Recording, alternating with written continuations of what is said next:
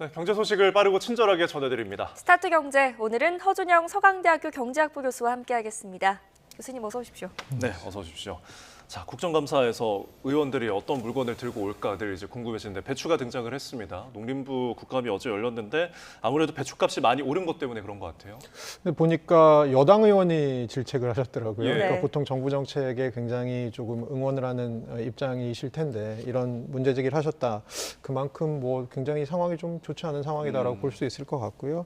사실 이제 지난달 말에 중후반쯤에 추석이 있었는데 추석 때는 지금보다도 배추 포기당 가격이 조금 더 비쌌었습니다. 예. 지금은 포기당 한 8,000원대로 내려와 있습니다만 그 당시에는 한 9,000원대가 넘었었던 상황이고요. 그럼에도 불구하고 지금 한 8,700원 정도로 내려온 배추 가격이 싼 거냐? 그러면 이전 해 작년 비슷한 때 대비 한 30% 올라 있는 상황이어서 사실 이제 김장철이 저희 한 11월 되면 본격적으로 시작되잖아요. 예. 그러면 결국은 그때 배추 가격 이런 것들의 부담 이런 것들이 조금 누적되고 있는 상황 아닌가 보고 있습니다. 네, 이 배추 평균 가격이 10,000원에 육박할 정도로 치솟던 것에 비교하면 지금 4거래일 연속 하락하면서 8,700원대로 내려왔잖아요. 이건 뭐 이제 중국산 그 배추를 좀 수입한 게 효과를 봤다고 할 수 있을까요? 근데 이제 효과가 없지는 않았겠지만 어느 정도 효과가 있었느냐의 문제는 조금 남아 있을 것 같습니다. 왜냐하면 정부에서 수입을 하겠다고 한 양이 한 1,100톤 정도 되는데 네. 이게 중국 사정이 지금 그렇게 좋지 않아서 10월 달에 조금 한 250톤 정도, 네. 나머지는 11월 달에 한다고 하는데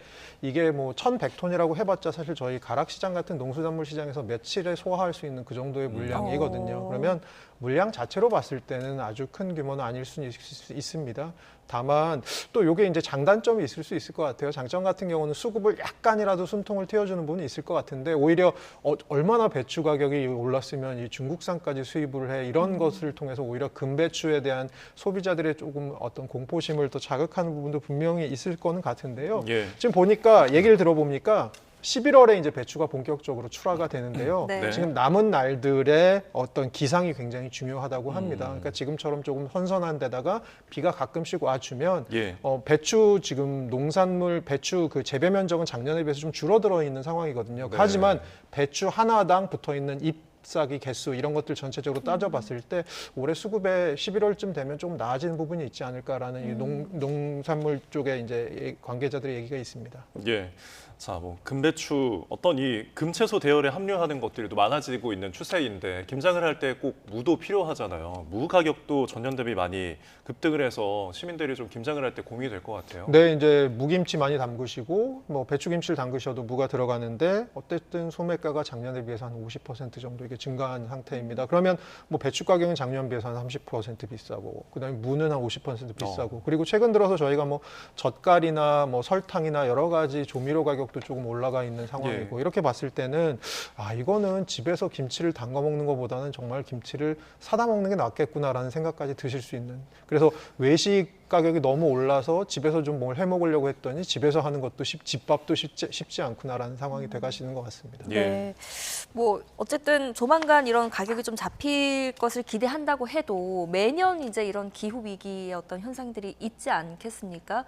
좀 근본적인 대책이 필요하지 않을까요? 그러니까 약간 구조적인 문제를 봐야 될 것 같아요. 이거는 물론 하루 이틀 사이에 해결할 수 있는 문제는 아닙니다만 네. 우리가 OECD 다른 국가들하고 비교해 보면 인구 대비 농작지 면적 꼴찌고요. 그다음에 영세 농가의 비중은 제일 높습니다. 그렇게 봤을 때는 아무래도 영세한 농가들이 많아서 생산성이 낮고 그다음에 경작지 비중도 사실은 국토가 좁다 보니까 여러 가지로 산지가 많고 하다 보니까 좀 제한된 부분이 분명히 있을 겁니다. 예. 그간 오히려 굉장히 잘해왔다고 이 좁은 면적에서도 잘해왔다고 볼 수 있는 부분인데요. 그러면 수입을 하면 되지 않나라고 생각하실 수 있는데 네. 수입 비중도 굉장히 우리나라는 다른 나라에 비해서 낮은 상황입니다. 그러면 결국은 수입산이 국내산을 우리나라 이제 국산이 워낙 품질이 좋다 보니까 국산을 선호하시는 걸 완전히 대체할 수는 없겠지만 단기적으로는 수입처 중에 조금 믿을 만한 수입처, 품질이 보장된 수입처들을 좀 안정적으로 확보하는 게 중요할 것 같고 중장기적으로는 이렇게 뭔가 기후변화 그리고 경작지 대비 너무 이렇게 영세한 부분이 많은 거 이런 것들에 대한 구조 변화들이 좀 필요할 것 같고요. 또 하나 말씀드리고 싶은 게 유통 비용률이라는 게 있습니다. 소매 가격 비중 중에 유통비가 차지하는 비중인데 이게 1999년에 39%였는데 최근 들어서 50%까지 올라와 있더라고요. 그렇게 봤을 때는 조금 유통 구조를 합리화하는 부분도 분명히 이 가격의 안정에 좀 도움이 되는 부분도 있을 것으로 보입니다. 예, 1차 산업에 대한 어떤 신경을 굉장히 써야겠다는 대목인 것 같습니다. 자, 다음 이제 국정감사 주제 중에 또 국토부에서도 국정감사가 진행됐는데 이 박상호 장관이 집값과 관련해서 좀 안정세가 앞으로 좀 유지가 될 수 있다라는 의견을 내놨어요. 어떻게 보시나요? 이게 이제 전국 집값으로 보면 그런데요. 네. 아까 잠깐 그 뉴스 꼭지에도 나왔지만 어쨌든 간에 서울 수도권은 상승세가 둔화됐을 뿐 여전히 상승세는 지속되고 있는 거고요. 예. 지방은 이제 하락세가 지속되고 있는 거라서 이것을 평균을 내보면 뭐 대충 안정세가 돼가고 있는 그런 상황인 것 같습니다. 그럼에도 불구하고 집값이 왜 중요할까라고 생각을 해보면 결국은 뭐 예를 들어서 서울에서 직장이 있으신 분들이 서울 내에 살지 못하시고 경기도로 가시는 거, 그래서 좀 직장하고 멀어지시는 이런 부분이 생길 수도 있고, 네. 그리고 서울 내에서도 살고 싶은 지역으로 못 들어가시는 집값의 양극화 현상 같은 것들이 계속 이제 벌어지고 있지 않습니까? 네. 이런 부분들에 있어서 근원적인 것은 이제 해결된 부분은 많이 없는 것 같고요. 저희가 그러니까 어디를 볼 것이냐, 전국 집값을 볼 것이냐, 그럼 평균적으로 안정화가 되고 있겠죠. 하지만 서울이나 수도권 중심으로는 여전히 상승세가 지속되고 있어서 여기에 대한 불안이 저는 분명히 있을 것 같습니다. 네. 그리고 최근 들어서는 어쨌든 간에 신축이 많이 풀린 둔촌주공 같은 데가 많이 풀린 게 있지만 지금 예상으로 보면 내후년부터는 신축이 굉장히 또 귀해지기 시작한다고 합니다. 서울 예. 근방에요. 이런 것들이 결국은 향후 집값에 대한 어떤 실수요자들의 부담을 지금 가중시키는 그런 분위기인 것 같습니다. 네. 이런 집값 양극화 현상을 좀 해결하기 위한 대책은 없을까요? 결국은 지방 집값이 왜 내려갈까라고 생각해 보면 두 가지 질문을 할 수 있을 텐데, 첫 번째 왜 내려갈까 생각해 보면 결국은 이제 일자리나 이런 것들이 부족한 거. 최근에 연구 결과를 보면 지방에서 서울로 이직하시는 분들은 보통은 연봉 같은 것들이 처우가 상승돼서 올라오시는데 서울에서 지방으로 가시는 분들은 주로 처우가 좀 안 좋아져서 내려가시는 성향이 있다고 합니다. 결국은 네. 좋은 일자리가 없는 것들이 지방의 문제. 그래서 인구 유출이 되면서 결국 집에 대한 수요가 부족해지는 게 지방에서 발생하는 아주 큰 문제인 것 같아서 이거는 전 국토에 대한 어떤 관점을 가지고 국토를 개발할 것인가 이런 것과도 관련이 있는 것 같고요. 또 하나는 그러면 지방 집값이 다시 상승할 수 있는 지방 집값의 봄이 다시 올 것이냐, 여기에 네. 대해서는 의견은 좀 갈리는 것 같은데요. 최근 들어서는 이게 추세적인 하락이 될 수도 있겠다. 왜냐하면 최근 들어 뭐 제주위에서도 지방에 일을 하시면서도 원래 고향은 서울이신데 네. 지방에 그러면 이번에 전세였다가 집을 사실까 하시다가도 차라리 여기를 그냥 전세를 얻고 서울에 집을 사놓는 게 낫지 않을까 하시는 분이 계시거든요. 예. 그러면 결국은 이런 것들이 국토의 발전, 어느 부분이 발전할 수 있을 것인가의 부분과 관련이 있을 것 같습니다. 네. 네. 또 부동산에 굉장히 영향을 미치는 것 중에 하나가 이제 금리와 관련된 건데 지금 11일에 금통위가 기준금리를 이제 결정을 합니다. 금리 인하 시장 전문가들은 조금 많이 내다보고 있는 것 같은데 교수님께서 어떻게 보시나요? 저도 최근 들어서는 금리 인하 쪽으로 좀 기울고 있다는 판단을 하고 있고요. 어쨌든 간에 내수가 너무 좋지 않은 부분이 크기 때문에 금리를 인하할 타이밍은 왔다라고 생각은 하는데요. 그러면 이제 부동산 시장에 잘못된 시그널을 또 줄 수 있지 않습니까? 예. 그런 측면에서는 아마 뭐 그런 정도의 발언이 있지 않을까 싶습니다. 금리가 지금 0.25 내려간다고 하더라도 이것이 앞으로 뭐 저금리로 간다거나 아주 빠르게 금리 인하로 가는 상황은 분명히 아닐 가능성이 크다 정도의 조금 매파적인 금리 인하가 있지 않을까라는 생각하고 있습니다. 네, 예. 알겠습니다. 한번 한은의 결정을 지켜보도록 하겠습니다. 오늘 아침에 뉴스 기사 중에 좀 흥미로웠던 게 아파트 사면 샤넬, 디올, 구찌, 에르메스 이런 기사 제목을 봤거든요. 이게 어떤 내용인가요? 예, 지방 아파트들이 지금 워낙 분양이 안 돼갖고 뭐 네. 중공후 미분양도 많고 전국적으로 지금 한 7만 채 정도 미분양이 쌓여 있는데 그중에 80%가 지방입니다. 예. 그렇게 됐을 때 당연히 아까 저희가 얘기했던 것과 관련 있는 부분인데요. 지방에서는 조금 수요자들을 끌어들일 수 있는 아파트를 사시면 어떤 굉장히 후한 상품을 드립니다. 혹은 중도금의 무이자 혜택 같은 거 드립니다. 이런 패키지가 지금 나오고 있는 상황인데 결국 지방의 아파트들, 지방의 집값이 지금 굉장히 수요가 약한 상황이다. 혹은 공급이 많은 상황이다라고 볼 수 있는 부분일 것 같습니다. 예. 근데 이렇게 지방의 미분양 주택이 계속 유지가 되면은 이 건설사들한테도 굉장히 타격이 크지 않을까요? 네, 지금 그리고 생각해보면 저희가 부동산 PF가 우리 경제의 뇌관이다 계속 얘기하는데 사실 네. 부동산 PF가 어디가 문제냐면 지방의 비거주 아파트, 비거주 주택, 비거주를 중심으로 이제 그 PF가 문제인 거거든요. 예. 그러면 결국 이런 쪽에 들어가 있는 지방 건설사들, 이런 쪽에 들어가 있는 중소 어떤 그 증권회사나 여러 가지 회사들이 문제가 될 수 있는 부분이 있거든요.